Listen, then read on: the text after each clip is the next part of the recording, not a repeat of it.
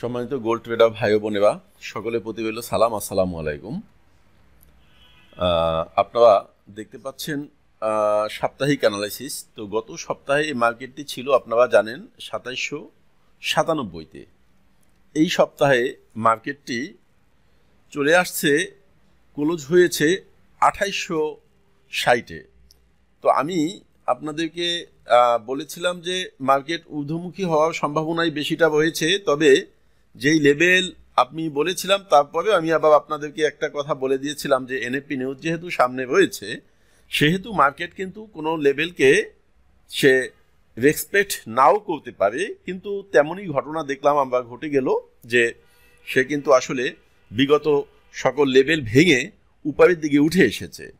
তো আমি বিগত দিন থেকেই আপনাদেরকে একটা আইডিয়া দিয়ে যাচ্ছিলাম যে মার্কেট কিন্তু আপ ট্রেন্ডে রয়েছে, কমপ্লিটলি সে যথেষ্ট পরিমাণ উপরের দিকেই চলে যাওয়ার কথা রয়েছে। আপনারা দেখতে পাচ্ছেন যে মার্কেট এখনও কমপ্লিটলি আপ ট্রেন্ডে রয়েছে।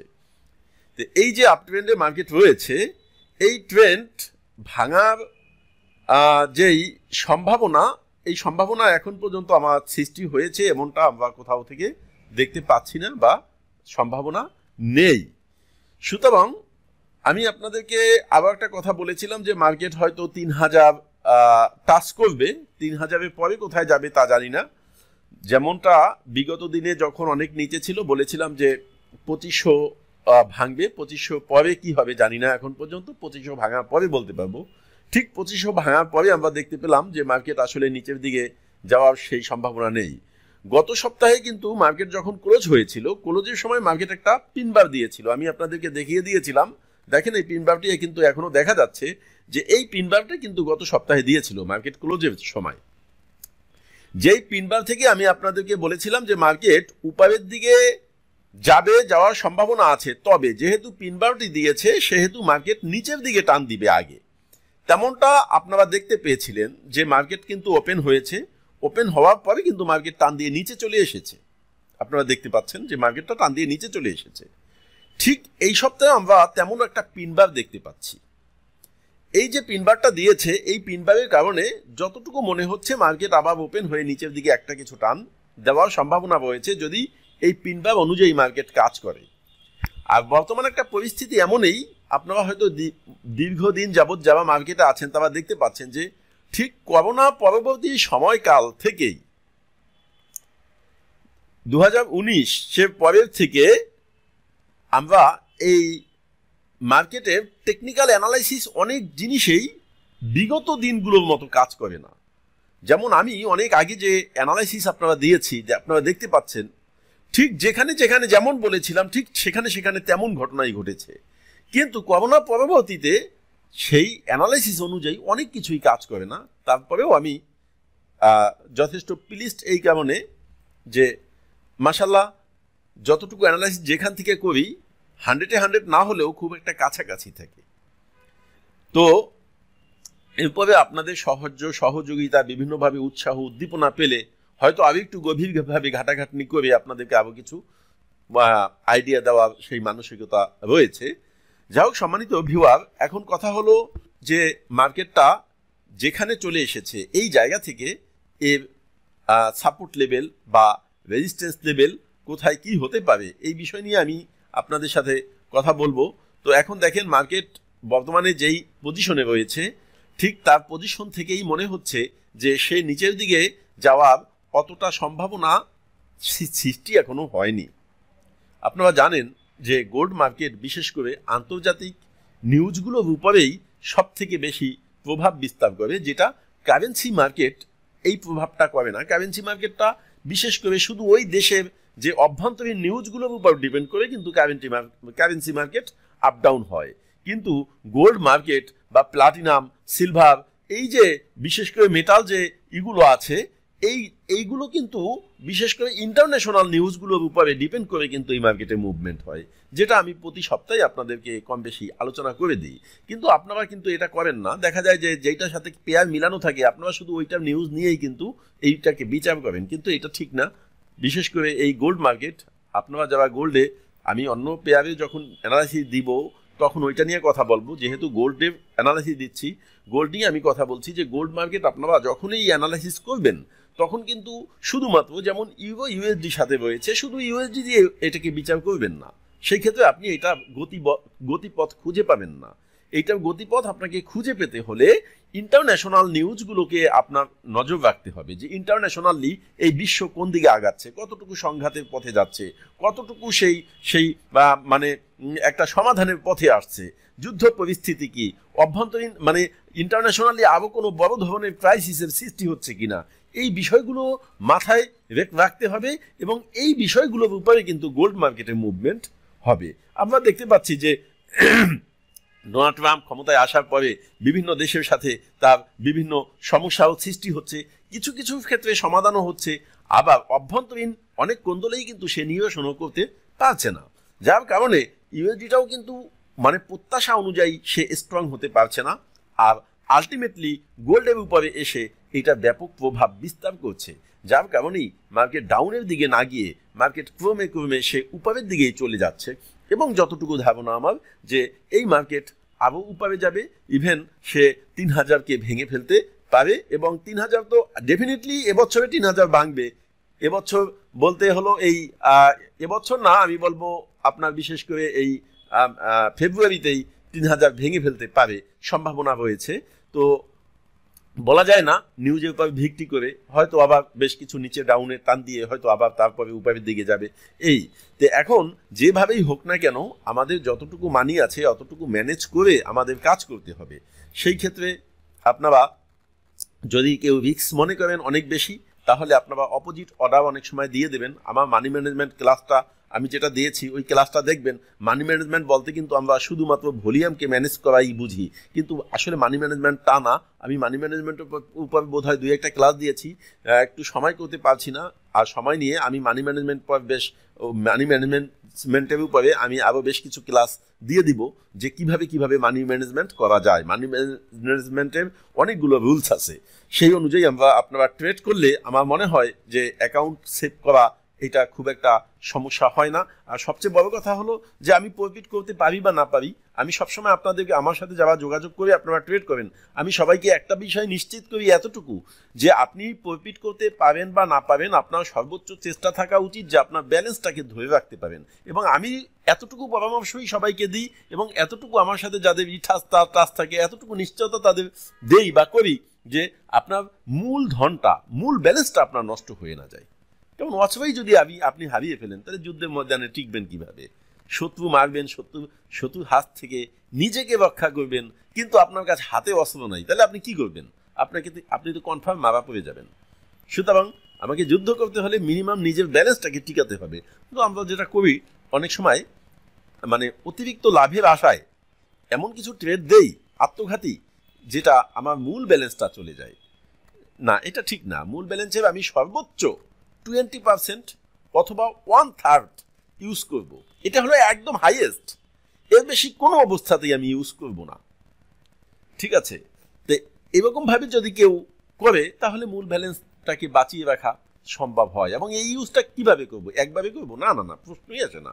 এইটা আমি চিন্তা করব যে টোটাল আমি এই অর্ডার থেকে বের হয়ে আসা পর্যন্ত আমি এটাকে ইউজ করব, এতটুকু ইউজ করব, 1/3 সর্বোচ্চ। বাকিটা আমার সম্পূর্ণই রিজার্ভ থেকে যাবে। সুতরাং আমার ব্যালেন্স কিভাবে জিরো হবে? প্রশ্নই আসে না। হাওভাব এখন বিষয় হলো যে অনেক কথা বলে ফেললাম। আমি আপনাদের মার্কেটের বর্তমান অবস্থা যেটা রয়েছে এই জায়গা থেকে সাপোর্ট লেভেল এবং রেজিস্ট্যান্স লেভেল নিয়ে কথা বলবো। সম্মানিত ভিউয়ার, মার্কেট যেখানে এসেছে আমার যতটুকু মনে হচ্ছে যে এই জায়গা থেকে মার্কেট যেহেতু একটা পিনবার সৃষ্টি করেছে, মার্কেট বেশ কিছু নিচে টান দিতে পারে, টান দিয়ে হয়তো সে আবার উপরে উঠে যাবে। যদি গোল্ড উইক হওয়ার তেমন কোনো নিশ্চয়তা আমরা দেখতে না পাই, সেই ক্ষেত্রে মার্কেট এখান থেকে আবার উপরের দিকে উঠে যাবে। এখান থেকেই না, জাস্ট যেটা বললাম কিছুটা টান দিয়ে পরে হয়তো এখান থেকে আবার উঠে যাবে। তো এখন বর্তমানে যেখানে রয়েছে মার্কেট সেটা হলো 2860-এ মার্কেট রয়েছে। এই 2860 থেকে মার্কেটের ফার্স্ট সাপোর্ট লেভেল রয়েছে। ধরে নেন যদি আমি খুব ছোট করে বলি তাহলে 50, এই লেভেলটা কিন্তু মোটামুটি 50-45, এই লেভেলটা কিন্তু একটা ছোটোখাটো একটা সাপোর্ট রয়েছে এই জায়গাটা, কিন্তু ওইটাকে অতটা স্ট্রং আমরা ধরতে পারবো না। তো এরপরে ওই জায়গা থেকে ডাউনে গিয়ে মার্কেটের জন্য একটা যেই সাপোর্টটা রয়েছে পরবর্তী যেই সাপোর্টটা সেটা হলো বিশেষ করে 2800 আপনার 20 15 20 এই জায়গায় একটা সাপোর্ট রয়েছে 2815 20 এই জায়গায় যে সাপোর্টটা রয়েছে মোটামুটি খারাপ না একদম। এটা হলো ফার্স্ট সাপোর্ট লেভেল। আমি এখান থেকে বলবো এই সাপোর্টটা ভেঙে যদি মার্কেট নিচের দিকে নামে সেই ক্ষেত্রে পরবর্তী সাপোর্ট লেভেল হলো 2780 বা 90। অনেকেই আমাকে অনেক সময় বলেন যে আপনি গোল্ডের সাপোর্ট এত ব্যবধান করে দেন। গোল্ডের সাপোর্ট হলো 5-7 ব্যবধান করে, অর্থাৎ যদি আমি কারেন্সি পেয়ারের সাথে তুলনা করি তাহলে 5 হলো 50 পিপস, আর যদি গোল্ডের সাথে তুলনা করি তাহলে 5 তো 5ই।